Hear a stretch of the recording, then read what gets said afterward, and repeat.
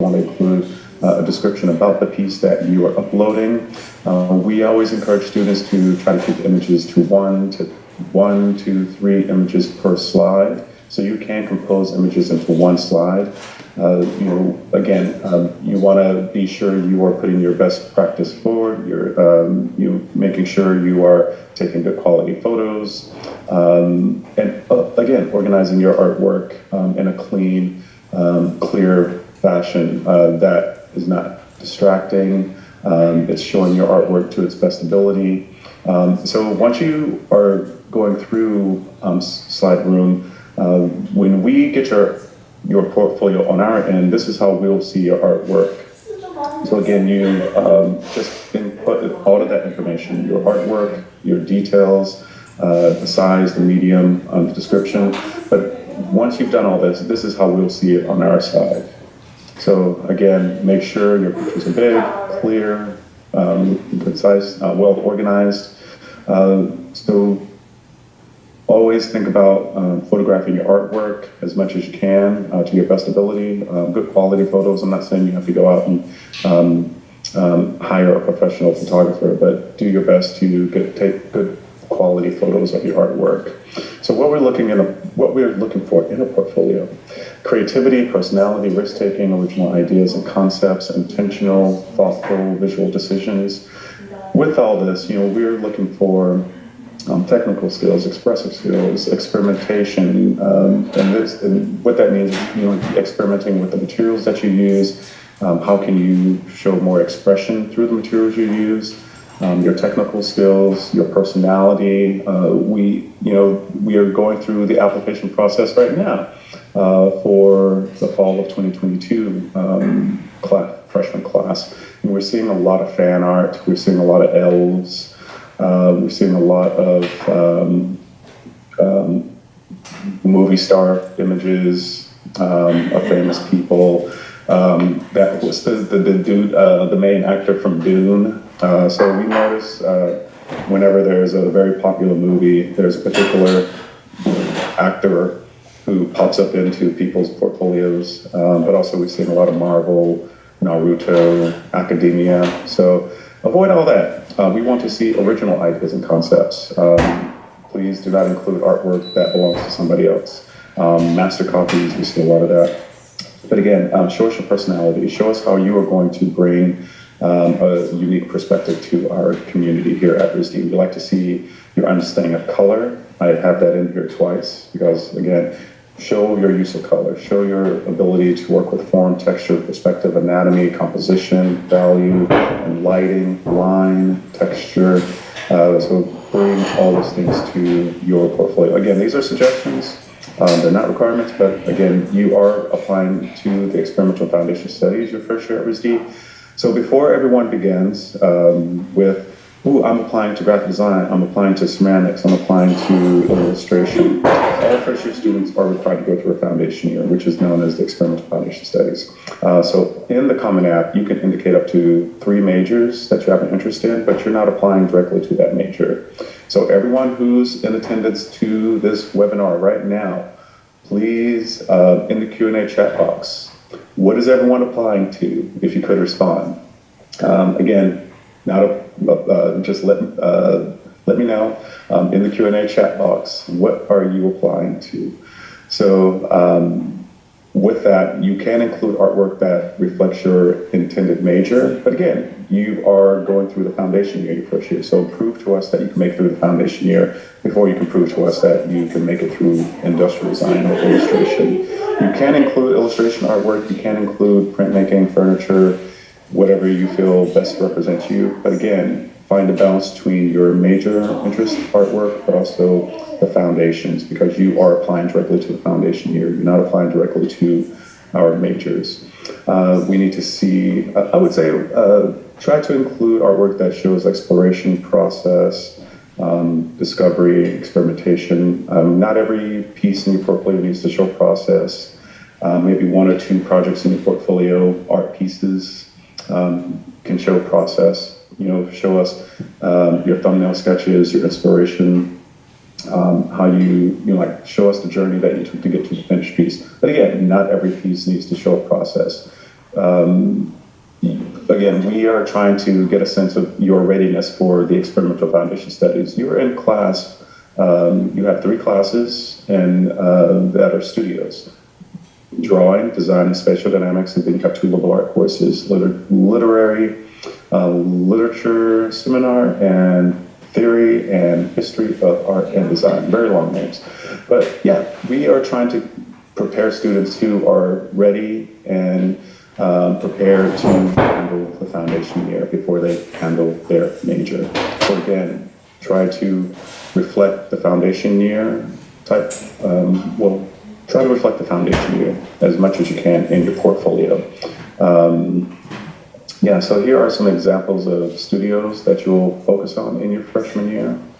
So again, we're trying to get a sense of how you're going to fit into this environment, how are you going to impact the studio environment when you get here through your creative ideas, your experimentation, your risk-taking, your critical thinking. So some of the frequently asked questions that we get in regards to a portfolio, do I submit a major specific portfolio? And again, as I mentioned, you do not apply directly to a major as a first-year student, so it's a good idea to include a broad range of artwork. Show us your drawing skills, your painting skills, your 3D skills. Focus on the skills and the materials that you know really well.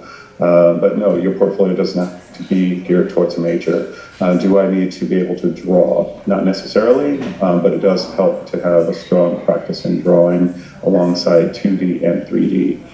Again, show us your technical skills and your expressive skills. Keep working from observation and experimenting with basic art skills. A strong drawing, painting, or sculpture can look like so many different things. So your portfolio doesn't have to have an overall style as well. So a lot of students ask that question. Your portfolio doesn't, your paintings look just like your sculptures look just like your drawings. No, your portfolio can look like it's done by 6 different people, but try not to get so fixated on style. Can I use school assignments? Yep, you are welcome to use school assignments, but be sure to experiment and put your own twist to your class assignments. But also we like to see self-guided artwork that you do on your own time. So we like to see your point of view. Your portfolio is an extension of you. It tells us everything we need to know about you and your personality. Do I need to have a portfolio theme? No, you don't have to have a theme. We encourage you to show all different materials, ideas, and disciplines you work in. Again, bring your visual voice, your artistic voice to your portfolio as much as possible. Again, your portfolio is an extension of you. Which is more important, concept or skill? Both are very important. A strong portfolio highlights the marrying of both concept thoughts and artistic skills. So keep that in mind as you're developing your portfolio. I created this image looking at a picture. Does that count as observation? It does not, because you're looking at a photo. So we do strongly advise against including artwork where it's created from a photograph because they tend to be flat and doesn't show as much creativity. So working from observation means you are looking directly at the object. You know, you are putting together the still life, you're sitting in front of a mirror, but your subject matter is right in front of you and you are looking directly at it. We have a lot of students who do master copies. I look directly at this painting or I look directly at this photo. That's not direct observation. So again, objects that are set up next to you, you might get this, you might see cans, some plants behind you. Draw what's in front of you. You can set up some really interesting still lives where it incorporates you, different type of textures, but also lighting. Observation plays into 2D, 3D drawing. It's not just drawing, but you can look at things from observation while you're working 3-dimensional. So again, you can also do observation drawing while working digitally as well. So you can have your iPad and you can be drawing, looking at a person while using your iPad or your cell phone. So it doesn't necessarily mean you have to stick to traditional materials, but show us your experimentation skills, your ability to draw a figure, not just draw the figure technical, but also expressive. Work beyond the rectangle. Again, think about experimentation, mark making, exploration. How can you work with mark making to activate a space or activate a drawing? Think about layering, combining different materials together, using nature as inspiration, bringing in other unconventional materials into your portfolio. Show us your 3D skills, whether it's wire, cardboard, using a 3D printer, paper, plasticine, clay. What if you cut up your drawings and then wove them back together? It's still a drawing. It could be a sculpture as well, but show us your ability to work with observation, but also the reason why I'm showing all these things. Observation work can be creative as well. It doesn't necessarily always have to focus on technical skills, but observation work can be creative as well. So when you're working with portraits, think about materials, your space. And Yeah, this is good. Think about lighting. There are different ways to show a portrait. A portrait can be straightforward, a portrait can be symbolic. Here, in the foundation year, students had to do a self-portrait, and all the students in this class had to look down and draw what they saw as they were looking down. So as you can see, one student was more technical, one student was more experimental in their delivery of the ink onto the paper. A portrait can be 3D, a portrait can be very experimental, again, utilizing storytelling, cardboard, plaster, sculptural. You can really push the boundaries of like abstract drawing and portraits. I love these portraits, one in ceramics, one using a palette knife, building up the paint to be very expressive, using ink in a technical way, using ink in an expressive way, incorporating mixed media, collaging, so we tend to see with portraits, everyone tends to just be right up at the camera and just show the face and the shoulders. Step back, bring in the entire body into your compositions. Again, think about materials, the composition, the background, but also bringing in a full-scale body portrait. A portrait could be, an observation drawing of space, but your portrait is, so you can see the portrait is in the very far distance in the drawing. So it is a portrait, but again, think about stepping back. Portraits can play into photography and jewelry. Here you see examples of jewelry student utilizing photography and portraits to create their jewelry pieces. Portraits can go into ceramics. Portraits can be, symbolic. Portraits can tell a story. So, not just, here is a well-rendered portrait of a person. What can you do more to tell a story with that portrait? The materials that you use can also help tell the story along with, like that portrait, thinking about assemblages. And so from there, try to think about as you're developing your portfolio, you run into the situation of, hey, I don't have enough money or I don't have enough funds to buy art materials.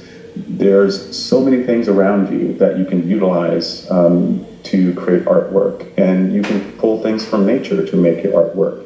So don't feel the pressure to feel that you have to go to an art store and buy the materials. You can use what's around you.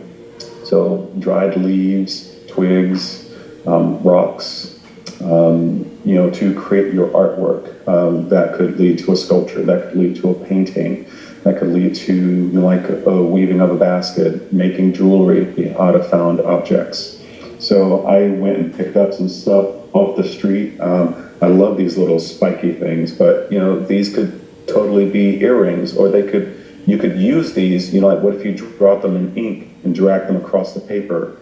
What kind of marks would that create? So these could actually be drawing instruments that you utilize to draw a portrait. So again, use things that are around you. Recycled paper, discarded box materials like foam and bubble wrap. How can you utilize that? We always encourage students to check out the Nature Lab and how nature inspires design. So definitely check out the Edna Lawrence Nature Lab at RISD. It's a natural history collection, images. They have images archives, they have 3D images, library, scanned skulls, and more.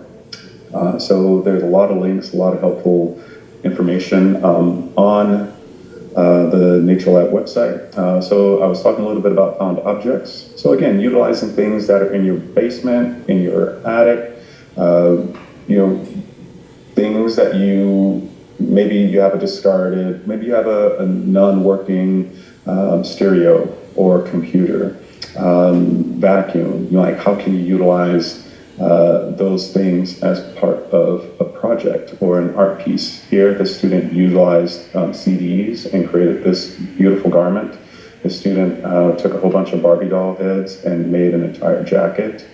So instead of it going to the landfill, how can you utilize the stuff that we purchase a lot and then use it as part of your artwork? This garment is made out of cereal boxes. This headdress made out of CDs. These jewelry pieces are made out of plastic utensils, and the other one's made out of artistic paper. So again, there's a lot of opportunities where you can utilize things that would typically be thrown into the garbage as part of your artwork. Here you have student utilizing candy, jelly beans, rocks, driftwood to create this Hansel and Gretel type image. The student utilizing food to work on their graphic design piece and make these posters. You are what you eat. Quickness is the word that's on the image to the left. Yeah, so if you are interested in architecture, again, you're not applying directly to a major, but if you decide to want to include artwork that reflects your major, you can include models if you like. Try to show us your 3D skills. Again, think about experimenting. Show us the technical use, the technical approach to architecture. What about the experimental approach to architecture? This student used a book to make their model. So using unconventional materials. Show us your 3D skills, utilizing paper. Again, you can use paper, you can use cardboard, you can use plasticine, folding, origami. But we also like to see your drawing ability. We like to see your drawing ability no matter what major you're interested in. If you're interested in photography, you still need to see your drawing ability, again, because you are spending your first year in the foundation year. So showing us your ability to work with space. These drawings, can be technical, they can be expressive. Direct observation drawing where you're working with space can show experimentation. The image that you see on the screen right now is a mix of charcoal and ink. So again, the student is showing us their ability to draw space, but at the same time they're experimenting.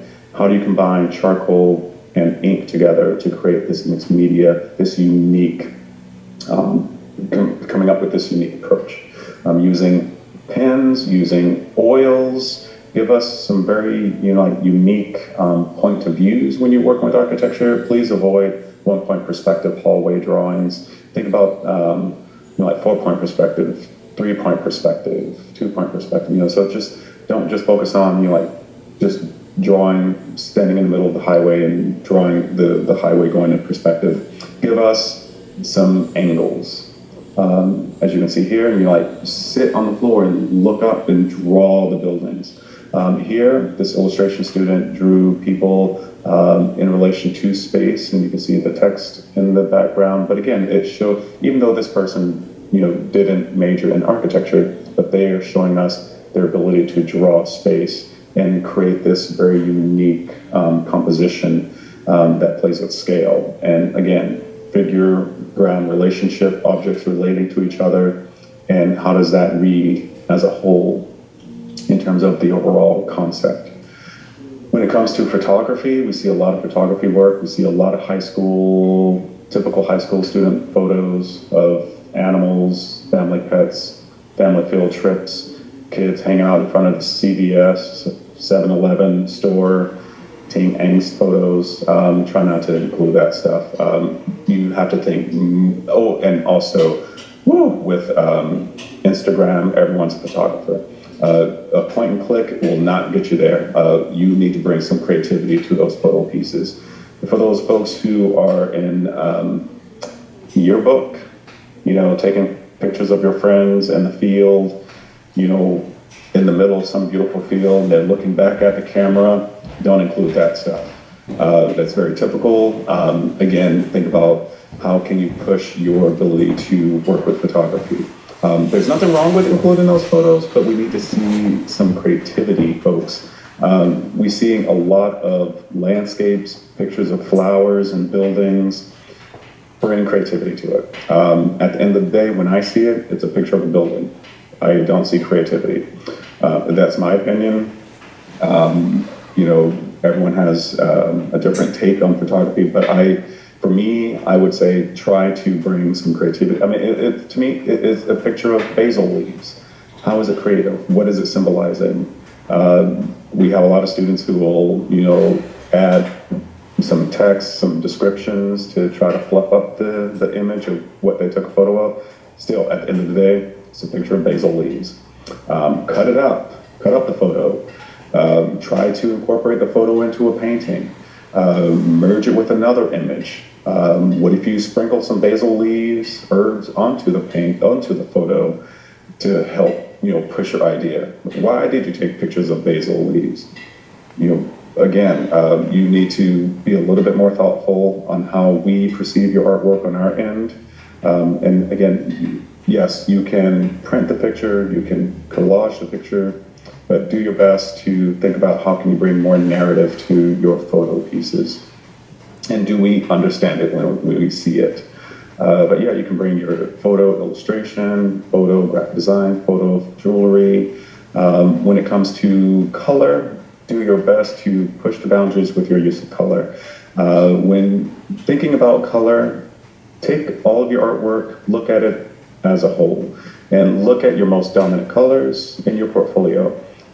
Pick out the colors that you use the most often, write them down, and once you write them down, you can no longer use them. So that will force you and also inspire you to come up with new color palettes. There is also websites that are specifically for artists and they're color palette generators. There's a whole website that's dedicated to generating color palettes for people who have a color block. Can't come up with a new color palette. Let's say you use red, purple, green, and blue all the time. Well, you can go to this website and it will generate a new color palette for you so that you can work outside your comfort zone. Use color as inspiration. Use color as a way of expressing emotion, a mood. We like to see color go beyond the painting, like sculpture, textiles. Use different color situations, it's not just natural light. What about green? What about red light? What about yellow, purple, blue? There's different color scenarios, and that can play out into your digital work, your paintings, your still life drawings. Here, students are working from observation, but they're bringing a creative color palette to it. Your films can also utilize color palettes as well. The movies that you see in the movie theater and on Netflix and Paramount and Disney Plus, they all have color palettes. So think about how can you bring a color palette to your film work as well. Painting, collaging. How can you convey night when you don't even use blue, but you're using green and orange to convey night? We see a lot of students working with pen and ink. They focus heavily on black ink. Tomorrow, you can't use black ink. Go buy color pens and draw using color pens, folks. Same thing with your digital work. Do not rely heavily on black line. Bring in